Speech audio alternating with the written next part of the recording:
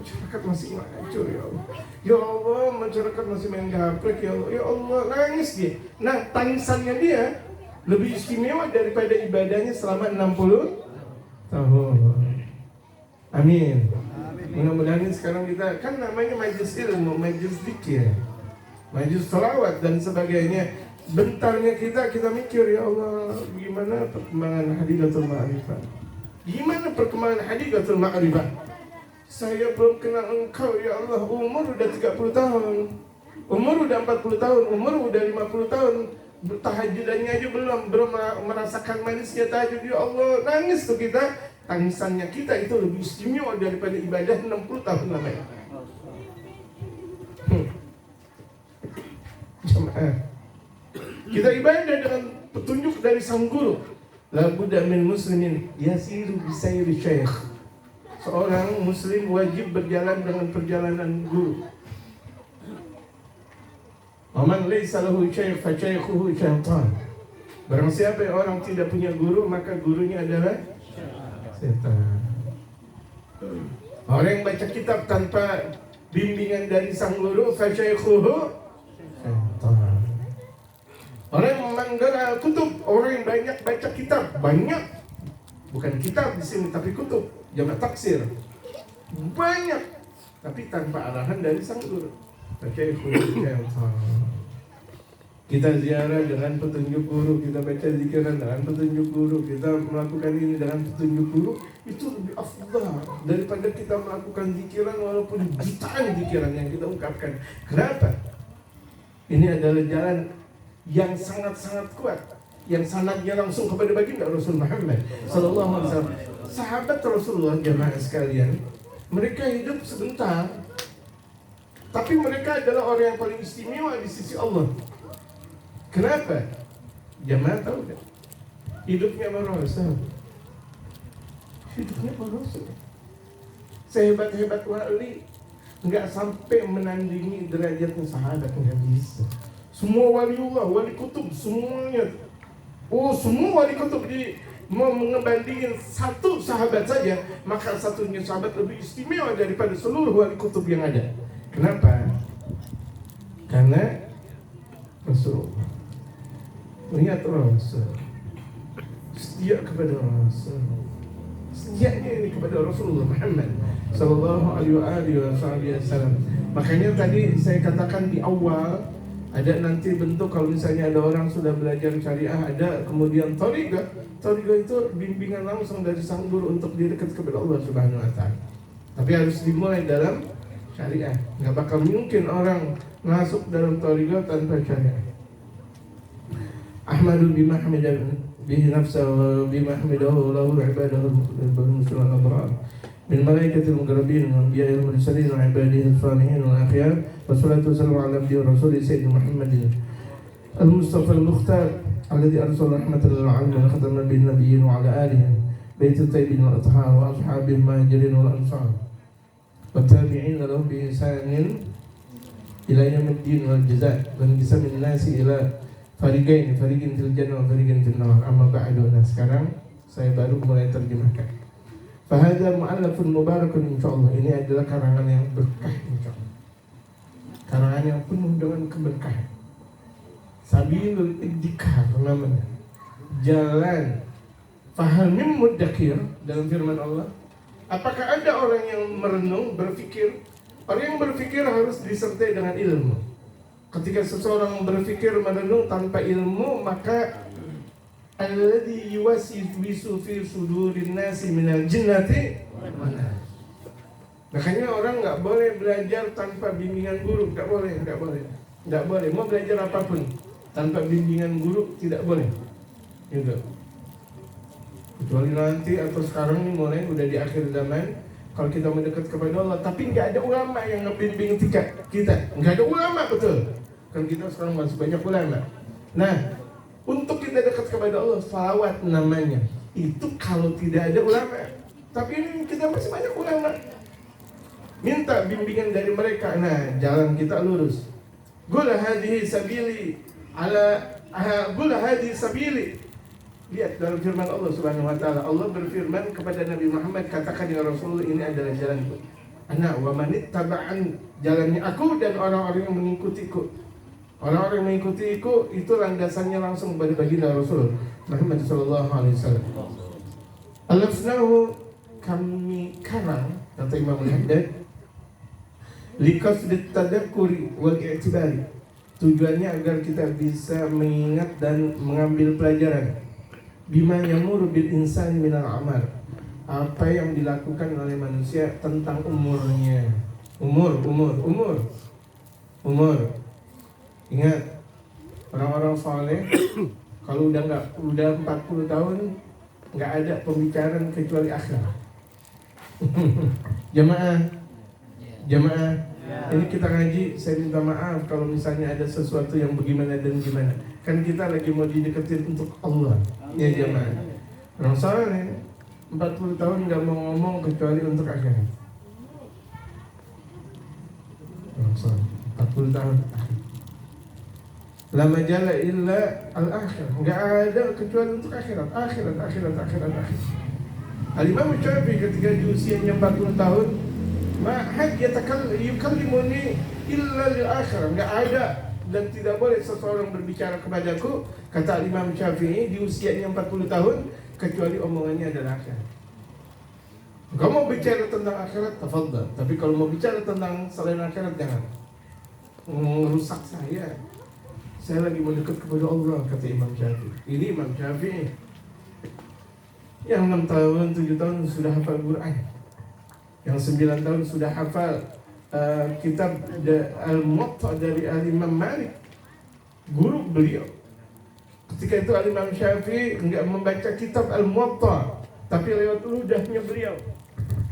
Saking beliau miskin ketika ngaji kepada Al-Imam Syafi'i, beliau hafal. Beliau hafal dengan sanad-sanadnya jemaah sekalian. Dari hadis yang diungkapkan oleh Imam Malik bin Anas, Imam Darul Hijrah, itu baginda Imam Syafi'i dengan khusyuk hafal. Imam Syafi'i baca khusyuk hafal dan tidak pernah lupa. Aina nahnu al-an? Di mana kita sekarang? Lupa. Tadi kan dikatakan karena kebanyakan lupa, kebanyakan dosa kita banyak banget. Lupa mulu, akhirnya kita udah janji mau bayar utang pakai lupa lagi. Astagfirullahaladzim. Mau ngaji pakai lupa. Kemana? Wa yahulu bihi min ahwal, yang berkaitan tentang satu perubahan. Ini di setiap perubahan kita ini seharusnya dalam satu perubahan kita dekat kepada Allah dan makin meninggi. Kita ada di satu tempat, di sini. Itu dalam satu tempatnya, dalam satu detiknya seharusnya ibadah kita makin tinggi kepada Allah. Makanya mereka, para awliya Allah, meninggi di sisi Allah bukan setiap hari, tetapi setiap detik. Detik langsung tinggi lagi kepada Allah. Sampai orang kubur, orang ada di dalam kubur bilang, siapa yang malaikat itu, kok mereka masih hidup tapi derajatnya sangat tinggi? Mereka kekasihnya Allah Subhanahu wa ta'ala. Setiap waktu jemaah sekalian, setiap waktu sampai tidurnya derajatnya makin meninggi. Kenapa? Bismillahirrahmanirrahim. Bismikallahumma ahya bismika. Namun saya tidur, aku rindu kepada Rasulullah. Aku mau menjalani sunnah Rasulullah, ya Allah. Baca subhanallah 33 kali, alhamdulillah 33 kali, Allah Akbar. Kan di antara pekerjaan yang paling indah, yang paling nikmat tidur. Tapi pahalanya Masya Allah, kenapa? Karena mengikuti sunnah Rasulullah. Minum bismillahirrahmanirrahim 3 kali nafas. 1 nafas bismillah, 2 nafas bismillah, 1 nafas lagi bismillah. Kalau kita minum kopi dengan minum susu beda. Kalau kita susu, Allahumma barikanna fi ma razaqtana wa zidna minhu. Kalau kita minum kopi, di antaranya ada tawassul kepada Sayyidina Imam Syekh Abu Bakar bin Sa'id. Kita minum kopi nih, sebelum kita hirup Al-Fatihah wal-Qubur. Nih jamaah saya ajarin. Maksudnya apa? Maksudnya biar setiap waktunya kita, apalagi kita pecinta kopi, betul gak?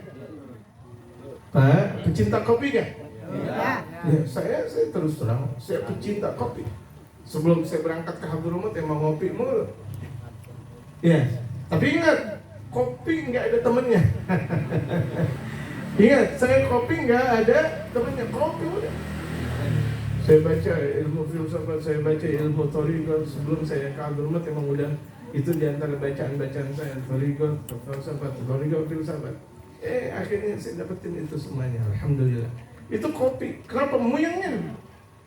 Muyangnya, kau di sini, aku juga di sini. Apa omongannya? Allahu Akbar, kayak orang gila. Aku di sini kan dalam Bestawi kita nih. Engkau di sini, aku juga di sini. Apa maksud? Kita praktekin dong. Oh, maksudnya ini rupa-rupanya. Kita bisa tahu manisnya teh, manisnya kopi setelah kita apa? Minum. Mulai kita. Bismillah.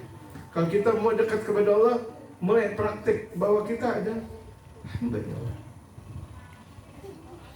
Semakin kita banyak dibenci orang, berarti kita semakin menjadi hambanya Allah.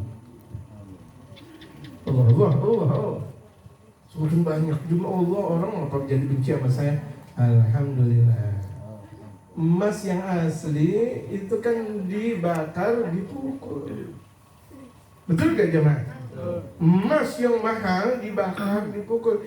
Kita mau jadi hambanya Allah, masuk surga. Nggak ada yang benci, nggak jadi masuk surga. Ibadah kita nih enak-enak aja. Allah, ya Allah, jangan kau kasih musibah, jangan kau ngasih fitnah. Enggak. Zaman kita sekarang, dulu, yang akan datang pasti orang banyak kepada kita.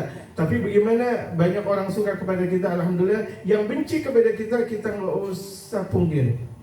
Bisa nggak jemaah? Difitnah, insyaallah. Kita lagi nggak ngapa-ngapa, dibilang makan duit masjid. Ya, it's not problem. Maaf ya sekarang nggak ada masalah. Inti ya Allah, dijelek-jelekin masih diam aja. Ya. Jadi itu bumbunya mereka para waliullah itu adalah fitnah dan musibah, malah mereka girang. Di antaranya Imam Al-Ghazali. Ya Allah, hari ini kok nggak ada yang orang jelekin saya? Ya Allah, ini hari ini nggak ada orang jelekin saya. Ya Allah, hari ini kok saya sehat? Nggak sakit. Tapi kalau kita jangan yang begitu ya, jangan. Makom kita masih makom orang awam. Ngaji aja dulu. Tapi setidak-tidaknya, andaikan kita sakit, jangan gerutu. Andaikan kita dijelekin orang, alhamdulillah, jangan ngebalas, jangan. Kita mau jadi hambanya Allah gak jamaah? Mau jadi kekasihnya Rasulullah gak? Jangan ngebalas. Ya Allah yang balas, itu sama aja. Pokoknya biar Allah yang balas. Udah diam. Udah, alhamdulillah. Kalau misalnya kira-kira mobil yang antik yang bagus, itu kan terkadang dihasudin sama tim yang bikin mobil yang lain kan. Coba kalau misalnya kita lihat ada rambutan, banyak banget yang nimpa. Rambutan banyak ada yang nyambitin. Tapi kalau nggak ada rambutan, siapa yang mau nyambitin? Betul nggak? Kita punya mangga, Allahu Akbar, banyak yang nyerampang. Tapi kalau nggak ada mangga, siapa yang mau nyerampang? Orang gila emangnya. Nah kita kalau dijadikan orang, nih pengajian kita bisa gak kalau misalnya ada orang benci sama kita nggak usah usir dia. Malam ini kita tidur nggak punya dengki sama orang. Malam ini kita tidur nggak ada dengki sama orang, nggak ada benci sama orang. Hatta dia yang nyantet kita, ya Allah, dia nyantet kita, biarin. Ya Allah, dia fitnah kita, biarin. Bisa gak dia Pak? Ini ngaji nih, jangan ngaji, berantem mulu. Ngaji, marah-marahan. Berantem sama tetangga, la haula wala quwwata illa billah. Yang dia berantemin bisanya sendiri lagi. Yang dia berantemin bisanya sendiri. Saya enggak ada kesana kesini. Jangan bilang betul. Enggak tahu saya. Ini kan saya kalau lagi ngaji. Lagi udah saya tahu emang ini bisanya apa ini saya enggak tahu. Jangan bilang betul, nanti kesian saya. Ada yang ngerasa. Dia ngerasa rupa-rupanya. Dicocok-cocokin. Ya. Pokoknya tuh indah aja. Kalau kita mengikuti Nabi Muhammad, kita mengikuti Nabi Muhammad. Ada orang benci, alhamdulillah. Ada orang suka sama kita, ya aja. Jangan terpesona. Ini ngaji ini susah banget kan begini. Belum tentu yang ilmunya segudang bisa kayak begini.